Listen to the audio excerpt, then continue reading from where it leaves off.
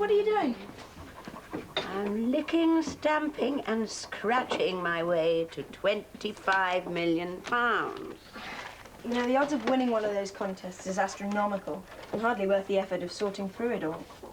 Well, let's see how cynical you are when we're speeding on our way to our 25-room country mansion in our Jaguar convertible. You want to pick the colour? All you win in these competitions is more junk mail. You might as well just throw it out. Oh, this is the good stuff. I've already thrown out the junk mail.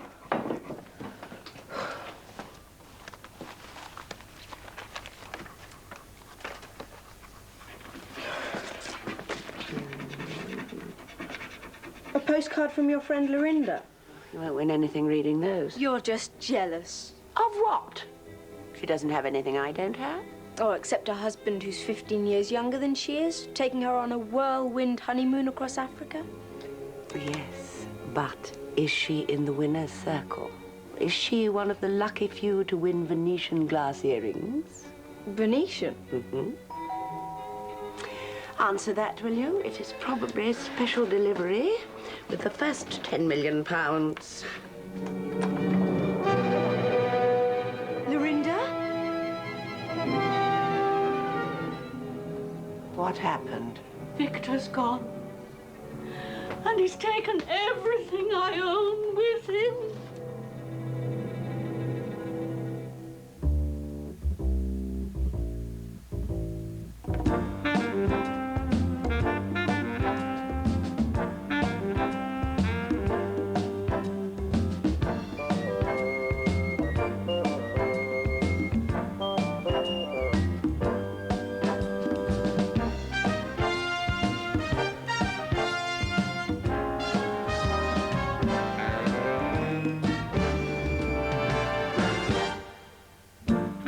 Serengeti sounds romantic, but there's no lonelier place in the world.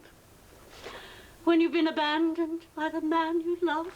You poor dear. Is that him? But, darling, you know you do tend to over-dramatize. I mean, remember when Prince Rainier waved at you from his limo? You were absolutely convinced he was going to abdicate and marry you. He took my jewelry. He took all my cash. He even took my ticket home. By the time I got back to civilization, Victor had stolen everything I had in the bank. It's a good thing I left a big deposit on the camel, or I'd be singing for shillings on the mean streets of Mombasa. That's terrible. Until you get things sorted out, you're staying here. Rip will show you where the spare bedroom is. And I'm sure between my wardrobe and Mother's, we can find something for you to wear. Oh, thank you. You've all been so kind to someone who has lost everything.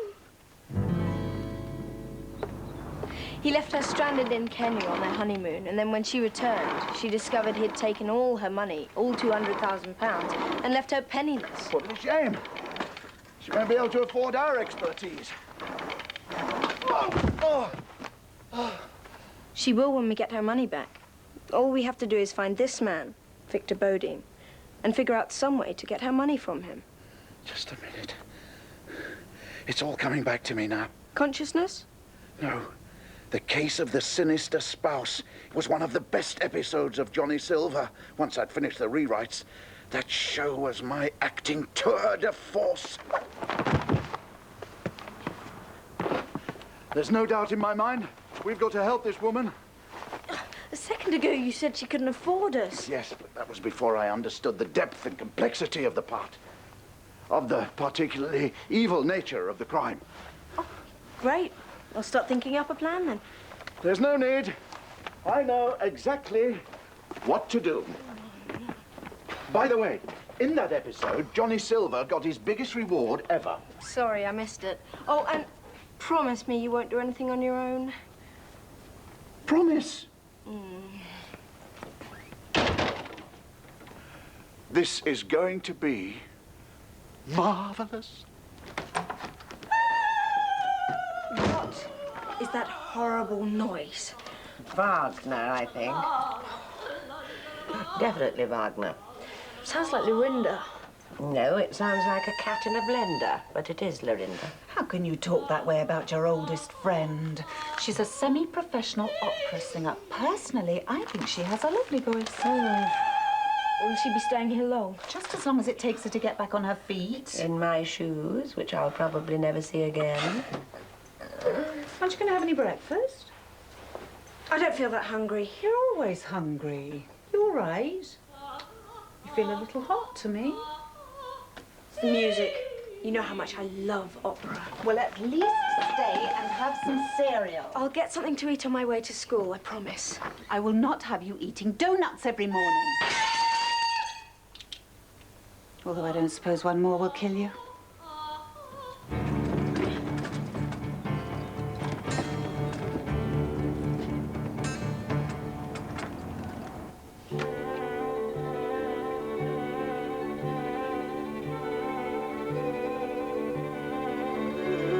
Anybody home?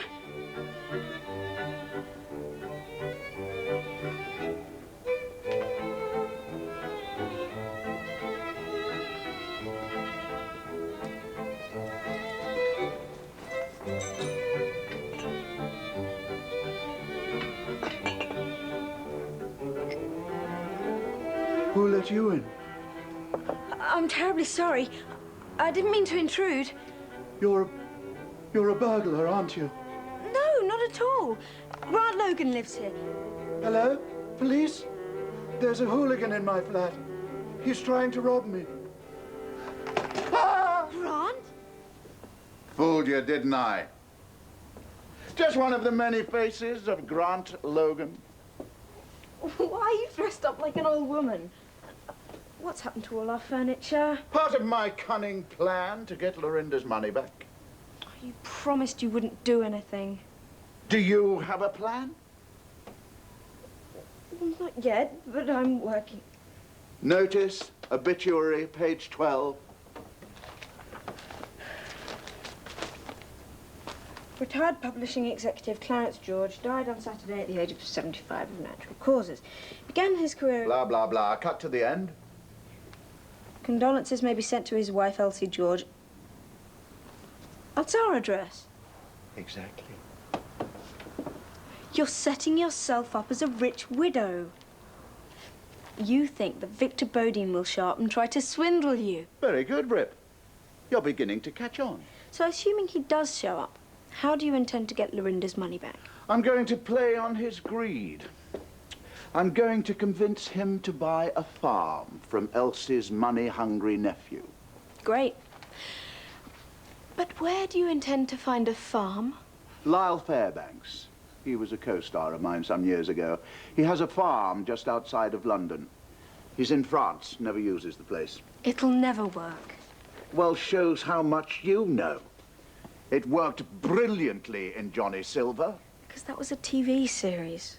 This is real life. Yes, and the only difference is I'm more convincing in real life than I am on television. See for yourself. Good morning, madam. Allow me to offer my sincere condolences on your tragic loss.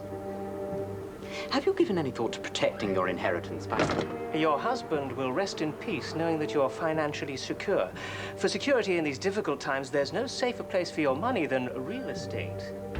Nothing provides more comfort when you're alone than a good book, especially a first edition, delivered to you right to your door once a month. I'm young at heart and ready to party. Let's take on the world together. Your husband was an incredible man, an inspiration. He was the first person to publish my poetry. He was like a brother to me. I can't imagine life without him. That's so sweet. Do come in and tell me more. You're too kind. He talked about you all the time, Mrs. George. He spoke of his love for you as being as radiant as the noonday sun, shining bright and everlasting. Yes. Well, that's my Clarence. God rest his soul. The way he spoke of you inspired me. Soon, whenever I imagined the perfect love, the ideal romance, I thought of you. For me, you became everything that is romantic and beautiful in a woman. Yes, well, it wouldn't be the first time that's happened. I did but see her passing by, and yet I'll love her till I die. I wrote that after Clarence showed me a picture of you. I think I'm going to be sick. Forgive Elwood.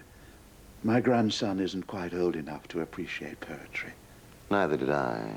Not truly, not deeply until I met your husband. Now, meeting you, I can see where his understanding came from. I don't know what to say. Say that I may see you again, if only for a moment. Well, the evenings have been so empty, so lonely since Clarence passed away. Perhaps we could have dinner one evening. Tomorrow. Thank you. I'd like that.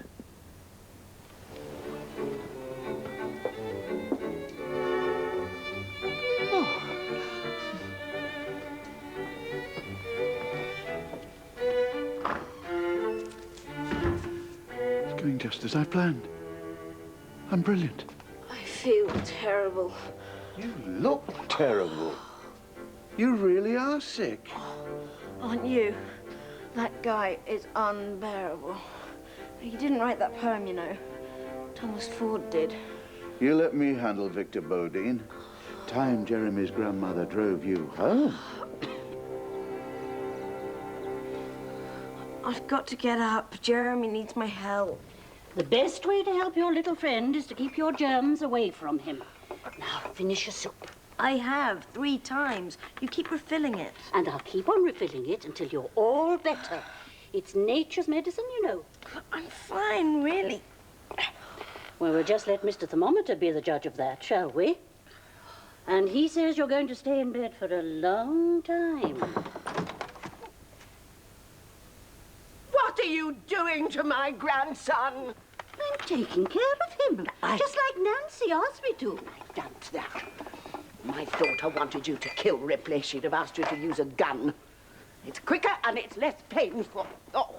I learned this cure from the Zantula tribesmen, the healthiest population of any culture anywhere on Earth. I tell you what, let's see if the modern miracle of fresh air helps.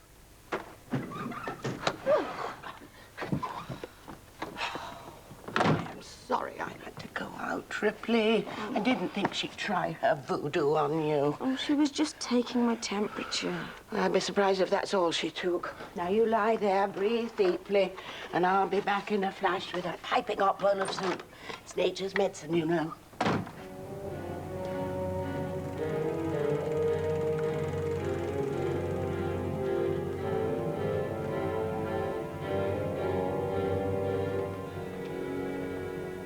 It's a wonderful opportunity, Auntie.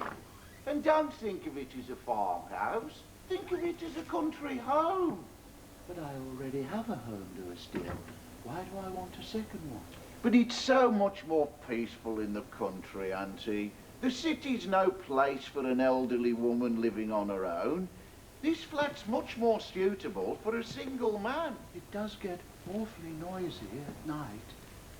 In the country, it's so quiet, you can hear the stars twinkling at night. It does sound nice, but I can't afford a country home. Oh, I'm sure you can, out of your inheritance. Hello, it's Victor. Oh, hello, love. You're early. I'm not quite ready. Don't come in. I want it to be a surprise. I'm Louis, Elsie's nephew. She can't stop talking about you. She's been in that kitchen cooking supper all day. She's a very special lady. She's a very rich lady. I'm on to you, pal. You want her to cook you a meal, that's one thing. But you won't see a penny of her money. I appreciate her for her beauty and her gentle heart, not for her money. Good, 'cause it's mine. Nice touch. Why don't you throw the weeds in the sink in the bathroom? I'll leave the information about the farmhouse here for you, Auntie. But make up your mind quickly. An opportunity like this won't last. Oh, you're so thoughtful, Louis. Bye-bye, love. Bye-bye then, Auntie. Take care. Remember what I said. I've been looking forward to this ever since I left yesterday. I can't stop thinking about you. Why would anybody pay so much for that dump? I said, I can't stop thinking about you. You flatter me. Mrs. George, are you all right in there? Mrs. George. Oh, call me Elsie. Is everything okay? See? Perhaps I should give you a hand in there. No, no, no. You know what they say about too many crooks? I mean, you know what they say about too many cooks? Whatever it is you're cooking, it smells good. Does it? My speciality. What is it? Tuna delight. Amazing. It's my favorite dish.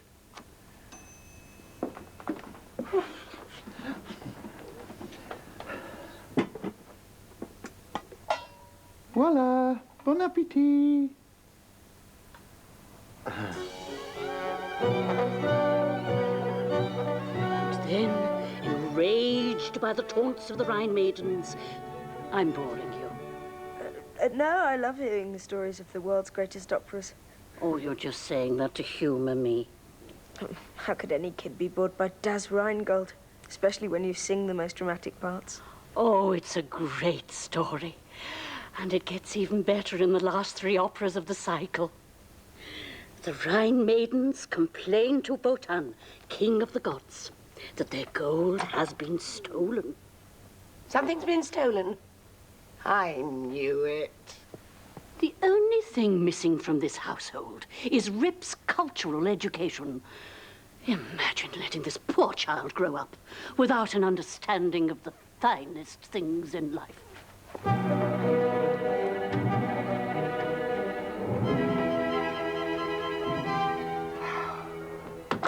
What's going on with you two? I thought you were best of friends. Noticed the strain between us. I thought we managed to keep it hidden. Well, there were some subtle clues. Oh. It's a long, sad story. Can't be any longer than Das Rheingold. Though we were the best of friends. Until Lorinda's audition, that is. God, it was so important to her. She was practicing for weeks. Just like that? Anyway, I'd been given this gorgeous diamond ring by a brilliant young admirer, Sebastian. Oh, he was young, handsome, desperately in love with me. She asked if she could borrow the ring for her audition. When she returned it, the diamond was gone. And she claimed it fell out during the audition. You think she stole it out of jealousy? I know she did. She was furious because Sebastian preferred me over her. She never did have much good luck with men. Oh, with drinking glasses, apparently. I'll get a towel.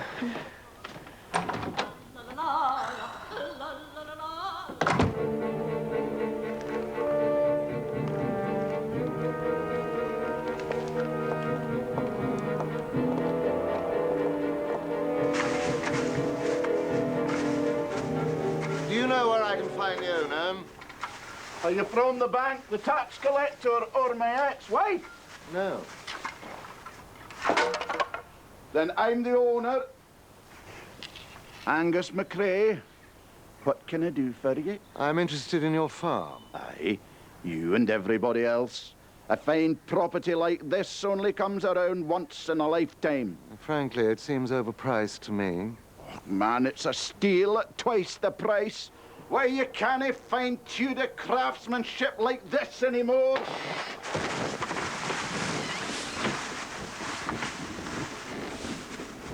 A genuine collapsible hayloft. Now, when did you last see one of those? Can't say that I ever have.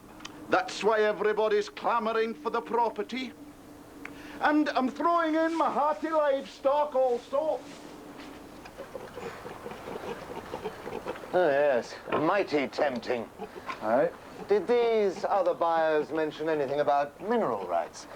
Perhaps a new shopping centre going up nearby? No, I can't say they did. Mind if I look around the place? No problem, be my guest.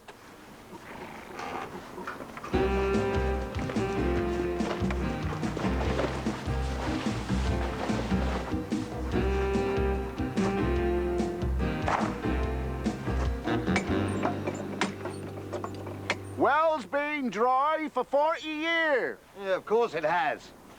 Is there anything worthwhile about this dump?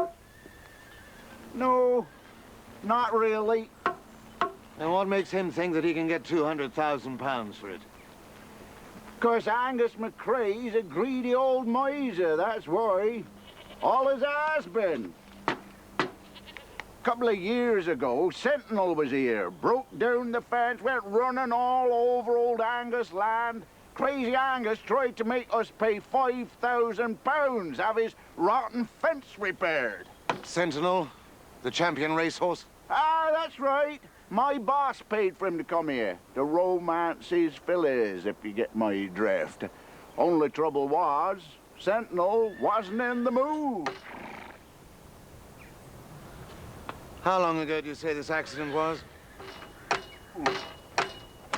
Oh! 2 years ago. What are you doing? Hay fever. I'm trying not to sneeze.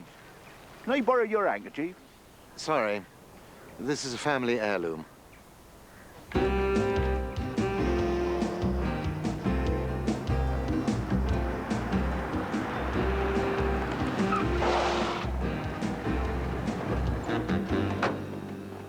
What are you doing here?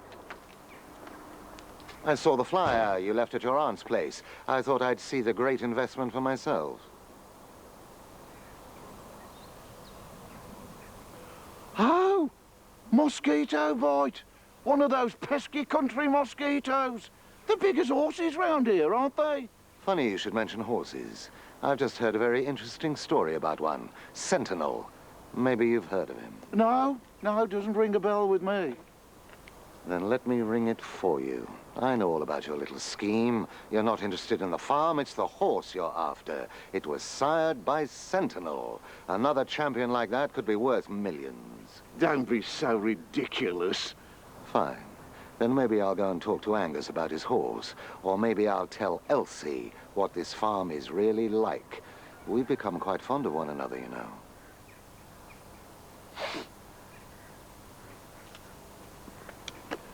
All right, then. You're in. But even with Elsie's inheritance, we're still going to come up short, you know. You let me worry about that. I don't understand this. I've never been stood up by a man before, especially when I promised him a home-cooked dinner. Do you think something went wrong? No, I had a little trouble working out the old handyman's motivation to be in the scene, but once I came up with the idea of the fence, everything else fell into place. No, I mean any problems with Victor and the con. Of course not. I am a strategic mastermind. This sort of stuff is second nature to me. Yeah, I still think we should have a contingency plan, just in case Victor does something unexpected. Well, nothing unexpected happened before. On a TV show. This is real life, and it worries me that Victor hasn't showed up for dinner with Elsie. Well, I don't see why. Because Victor wouldn't risk hurting her feelings unless he didn't need her anymore. Why wouldn't he need Elsie? What if Victor's decided to cut Lewis out of the deal by making Angus his own offer and running off with the horse? He can't do that. I'm Angus, and I'm not there. Right. Yeah, forget I ever said anything. Congratulations on a job well done. Someday you'll thank me for this, Grant.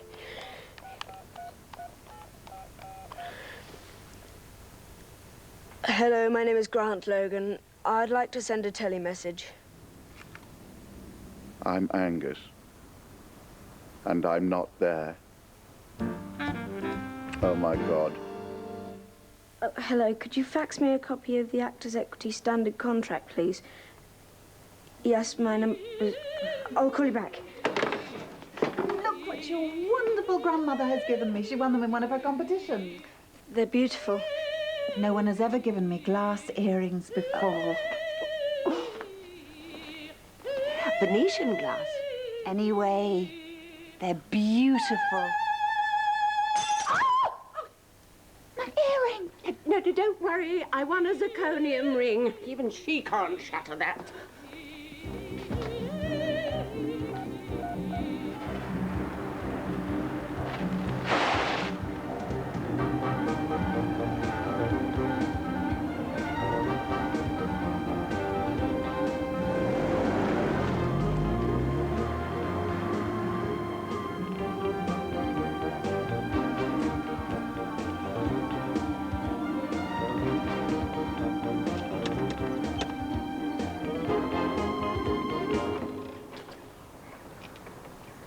May I help you? I'm looking for Angus McCrae.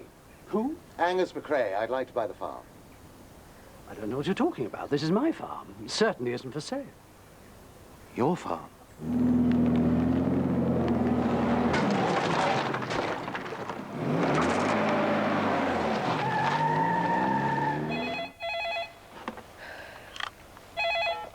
Hello? Hello.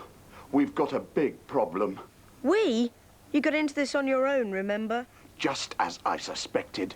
Victor went behind my back. Well, Lewis is back. He's trying to cut his own deal. I got there too late, but there's a new fellow at the farm now, and Victor met him. What do I do? Let me think about it. Think about it? This is no time to think about it. This requires immediate, thoughtless action. Oh, God, there's somebody at the door. Look, I'll call you back in 5 minutes for a solution. Where's Elsie? Oh,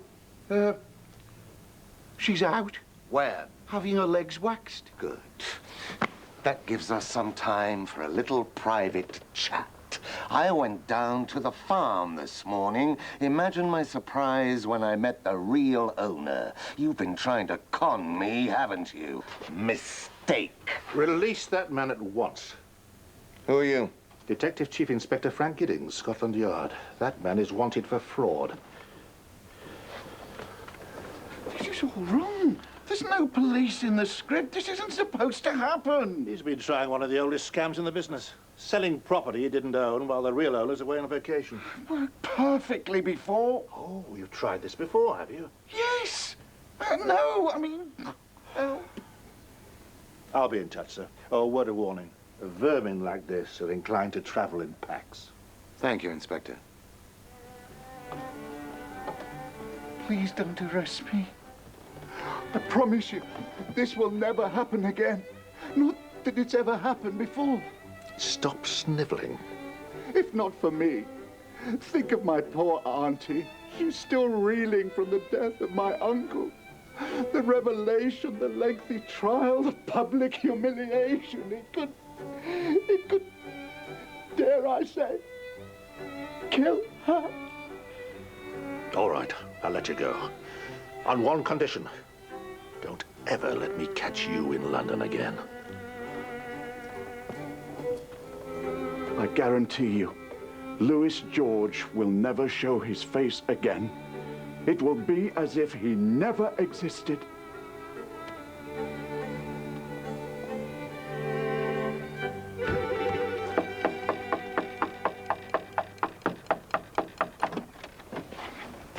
Not interested. You will be now.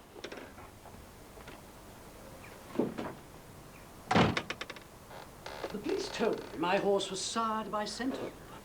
You were going to try and swindle me out of it. Not me, it was the other guy. He was trying to swindle both of us. There's nothing you can say or do that will convince me that you're anything but a cheap crook. Except that. £200,000 for the horse. This is a lot of cash to carry around without some kind of protection. Can I take it that you're interested now? I might be. As soon as I've called some of my horse-owning friends and found out exactly how much the son of Sentinel might be worth. Did I say £200,000? It's that darn dyslexia again. I meant £300,000. Marvellous. I shall have so much more to talk to my friends about. £400,000, only no phone calls. You have the cash? Not yet, but... Easy credit has been the downfall of this country for years, didn't you know? I do so much prefer cash deals. I tell you what, you keep the 200,000 as a deposit. I know where I can get the rest of the money. The entire con is falling apart. And you know whose fault it is? Yours? The writers. I told them the story strained credibility, but would they listen to me? No. It's stories like that that got Johnny Silver cancelled. Don't worry. It's not the end of the world. It may not be the end of the world for you, Rip. You're not being romanced by a con man and pursued by the police. Yeah, well, there's still a way to make this work and get Dorinda's money back. How? Who is it? DCI Giddings, Scotland Yard. Oh, be right there. I'm in hell. Hold your horses. Just a figure of speech, of course. I don't know anything about horses. Wouldn't know one if I saw one.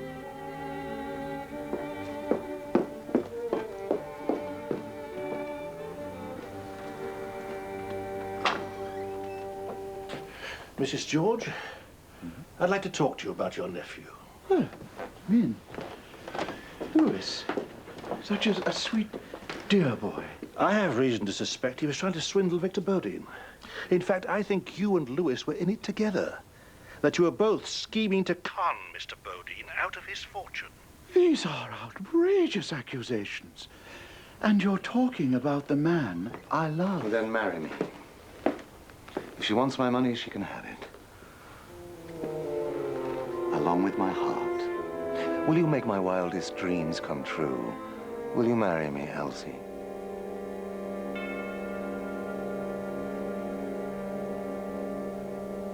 Of course I will.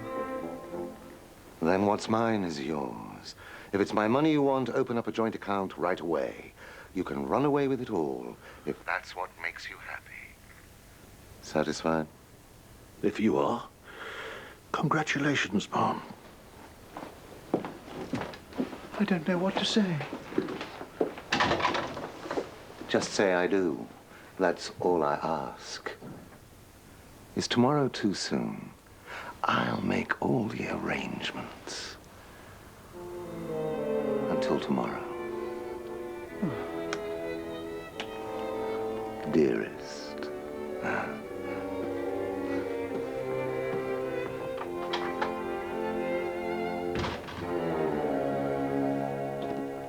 Did you hear that? It's perfect. You pick out the wedding dress and I'll open the account. Has the whole world gone insane?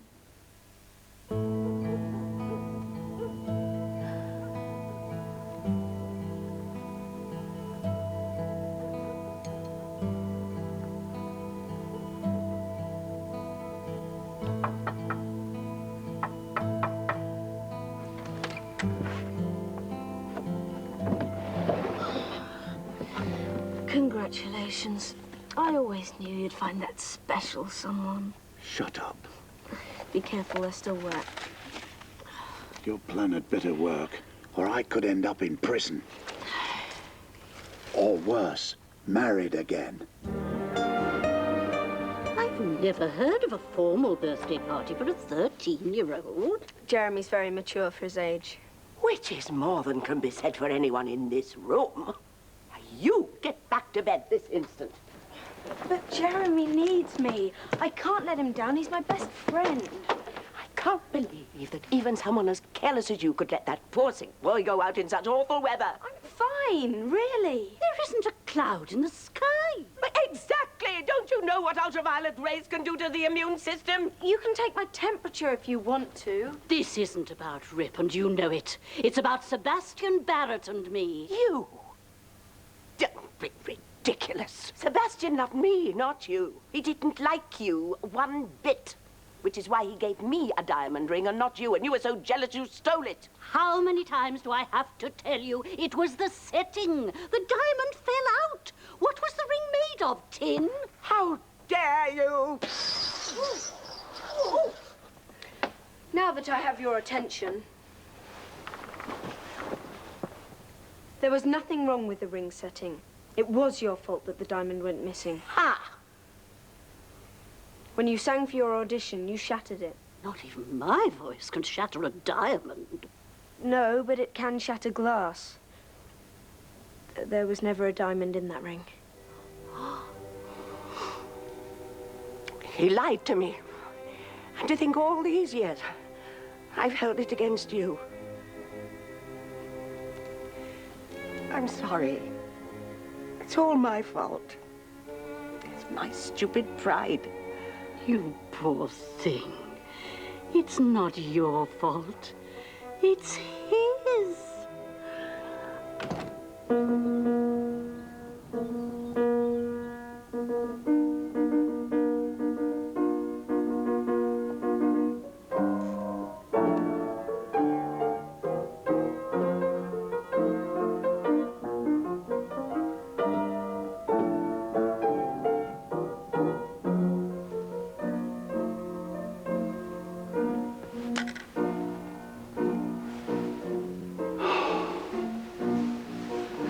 This is a terrible mistake. Oh, you're just having cold feet. No. That's what 3 different best men have told me at 3 different marriages. And they were as wrong then as you are now. This marriage is a sham. It'll only last a couple of days, tops. That's what they said about those marriages, too, and I'm still paying for them. I don't care what you say, Rip. There is nothing in this world that is going to make me go through with this ceremony. Except the great love I have in my heart for Victor.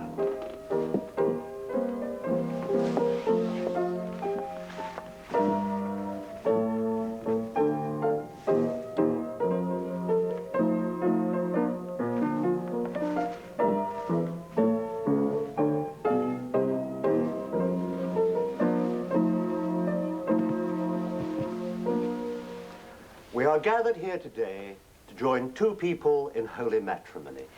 Grandma Elsie makes a beautiful bride, don't you think? Is there anyone present who knows any reason why these 2 should not wed? Speak up. Don't be shy.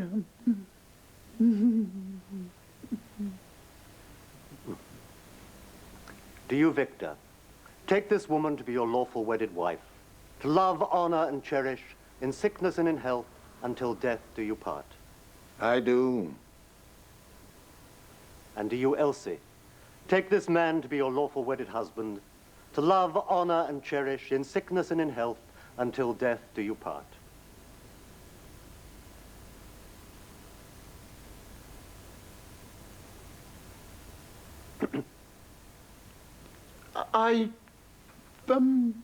Well, that is, you see, technically,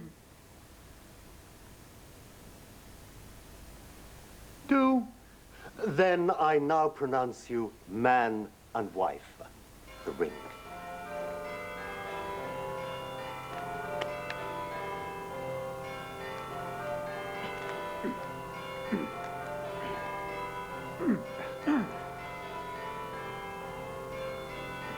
You may kiss the bride.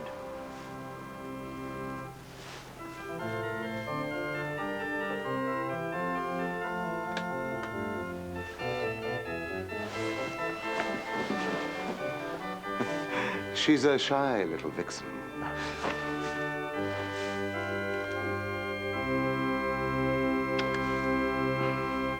Bless you both, and may you have a lifetime of happiness together.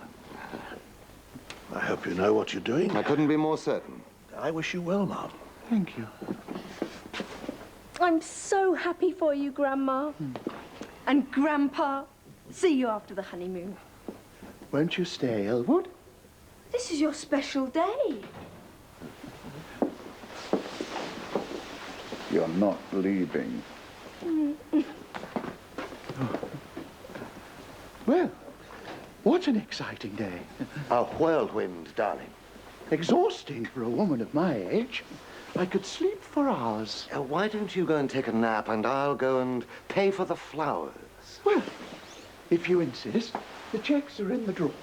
I'll only be a few minutes, my sweet. An eternity, my beloved.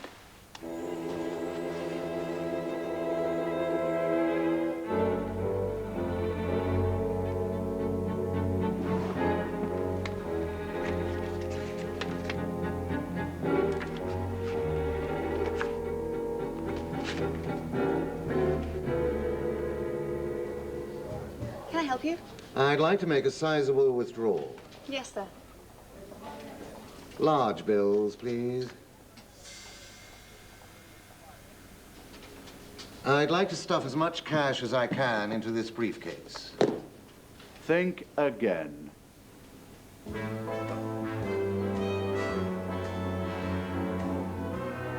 Your bank robbing days are over, Bodine. Caught in the act, just as I predicted. This is outrageous. I was making a withdrawal from my own account. Then I'm sure you can explain this note and this gun. I've been framed. I'm keeping this as a souvenir. Take him away, boys. He's a woman. I mean, he's a man. I mean, he... Grant Logan, private detective. You're brilliant. Yes, I am.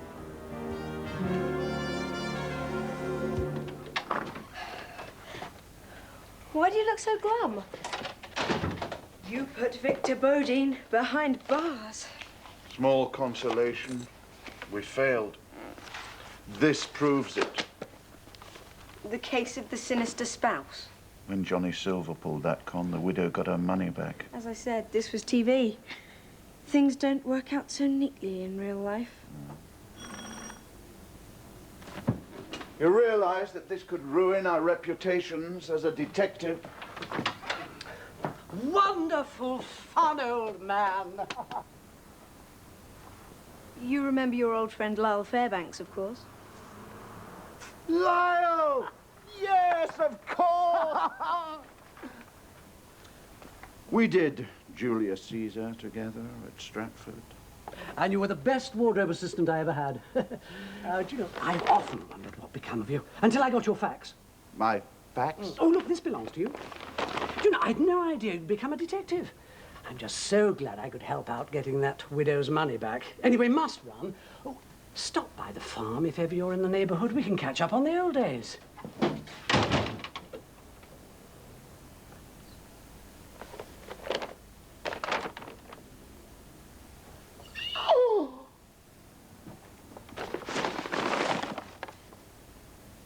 There must be over £200,000 here. Oh. Well, maybe TV is like real life sometimes.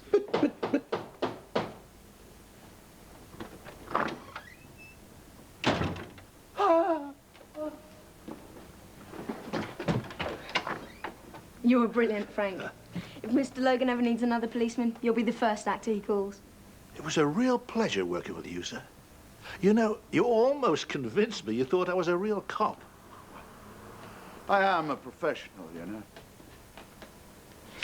Thanks. Anytime. You hired an actor. You did this to me? When Victor didn't show up for dinner with Elsie, I suspected he was going to double-cross Lewis. So I hired a few actors and mounted a con of my own, just in case. But Victor paid Lyle Fairbanks the $200,000. Why did I have to marry him? He would have just conned more women. We had to put him away.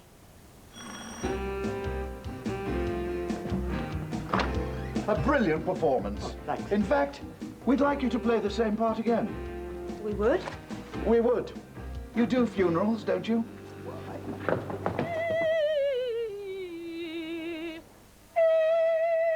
No, from the diaphragm, like this. Well, I'm glad to see you two are friends again. We found Sebastian, the man who broke both our hearts and nearly ruined our friendship. That's why Lorinda's teaching me to sing. You wouldn't. Wouldn't what? We're just going to sing him a little song. And if he apologizes quickly, maybe just one note. One note? Sebastian Barrett, dealer in fine glass and crystal antiquities. You wouldn't.